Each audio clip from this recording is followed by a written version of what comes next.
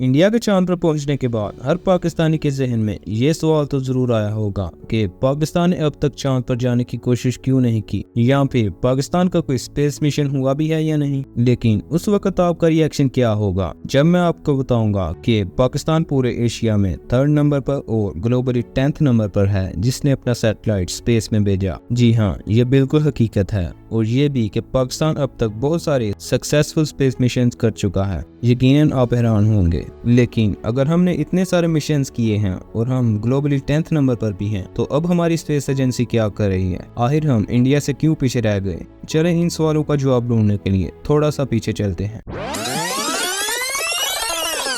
कहानी शुरू होती है 1957 में, जब सोवियत यूनियन की तरफ से पहला रॉकेट लॉन्च किया जाता है और इसी रॉकेट से दुनिया में शुरू होती है स्पेस रेस। अमेरिका ने इस लॉन्च को एक चैलेंज के तौर पर लिया और ऐलान किया कि वो 1970s तक इंसान को चांद पर लेकर जाएंगे, और फिर अमेरिका ने स्पेस मिशन भेजने शुरू कर दिए। 1960 में पाकिस्तान और अमेरिका के दरमियान एक मुआहदा हुआ और पाकिस्तान ने अपने स्पेस प्रोग्राम का ऐलान करते हुए 16 सितंबर 1961 में अपनी स्पेस एजेंसी कायम की, जिसका नाम इन्होंने स्पार्को यानी space and upper atmosphere search commission रखा। इसके पहले डायरेक्टर डॉक्टर अब्दुल सलाम थे और इनके साथ 4 और लोग भी थे। इन लोगों ने अमेरिका से स्पेस टेक्नोलॉजी की तालीम भी हासिल की थी। इसके बाद बारी आती है पाकिस्तान के सबसे पहले रॉकेट लॉन्च की।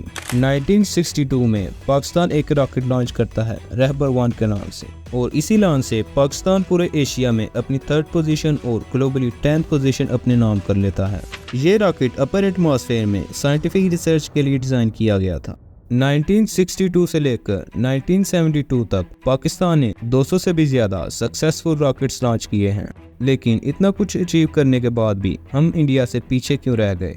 स्पार्को का डाउनफॉल असल में तब शुरू हुआ जब 1971 में इंडिया और पाकिस्तान के दरमियान 3rd वॉर शुरू हो गई और एक नई स्टेट बनी जिसे हम बांग्लादेश के नाम से जानते हैं। इस वॉर के बाद हमारा सारा फोकस स्पेस से हटकर जमीनी जंग और अपने डिफेंस सिस्टम को स्ट्रॉन्ग करने में लग गया। जुल्फकार अली भुट्टो, जो कि उस वक्त पाकिस्तान के प्राइम मिनिस्टर थे, इन्होंने बहुत सारे साइंटिस्ट को जो कि स्पार्को में काम कर रहे थे, इनको ट्रांसफर कर दिया PAEC और KRL में, ताकि एटॉमिक बम के मंसूबे को कामयाब किया जा सके। इसके बाद से हमारी स्पेस एजेंसी को फंड्स मिलना कम हो गए, साइंटिस्ट कम हो गए और हुकूमत का इंटरेस्ट स्पेस से खत्म होकर जमीनी जंग में लग गया। इसके बाद 1979 में मुनीर अहमद खान ने जनरल ज़ियाउल हक के साथ मीटिंग अरेंज की ताकि स्पेस प्रोग्राम को दोबारा शुरू किया जा सके, और एक बार फिर से स्पेस प्रोग्राम शुरू किया गया डॉक्टर सलीम महमूद की सरबराही में। 1980s में पाकिस्तान का पहला आर्टिफिशियल सैटेलाइट बनाने के लिए एक प्रोजेक्ट लॉन्च किया गया और सैकड़ों इंजीनियर्स को इंग्लैंड की यूनिवर्सिटी ऑफ सरे में UO-11 सैटेलाइट की डेवलपमेंट में हिस्सा लेने के लिए भेजा गया। 1983 में एक कम्युनिकेशन सैटेलाइट प्रोजेक्ट शुरू करने लगे जिसका नाम पाकसैट था, लेकिन जब ज़ियाउल हक ने स्पार्को में विजिट किया तो सारे प्रोजेक्ट्स कैंसिल कर दिए और वजह ये बताई कि फंड्स नहीं है। इसके बाद जो इंजीनियर्स की टीम इंग्लैंड गई थी वो 1986 में पाकिस्तान वापस आई और फिर स्पार्को ने बदर 1 के ऊपर काम करना शुरू कर दिया और इसे बहुत जल्द कंप्लीट भी कर लिया। 1990 में चाइना की स्पेस एजेंसी की तरफ से बदर 1 को लॉन्च किया गया। इसके बाद 2001 में बदर 2 सैटेलाइट को भी लॉन्च किया गया, लेकिन इसका लॉन्च तो सक्सेसफुल रहा, मगर स्पार्को इस सैटेलाइट को कंट्रोल ना कर सका और इसके लॉन्च के 2 साल बाद ही ये सैटेलाइट डीप स्पेस में कहीं गुम हो गया। इसके गुम होने की वजह अभी तक पता नहीं चल सकी। इसके अलावा इस वक्त पाकिस्तान के कुल 6 सैटेलाइट स्पेस में घूम रहे हैं।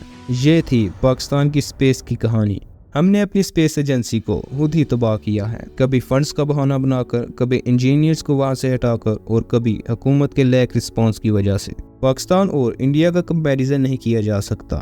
ये एक हकीकत है कि इंडिया हमसे बहुत आगे है। उम्मीद करते हैं कि आने वाले वक्त में पाकिस्तान भी तरक्की की जानब कदम बढ़ाएगा।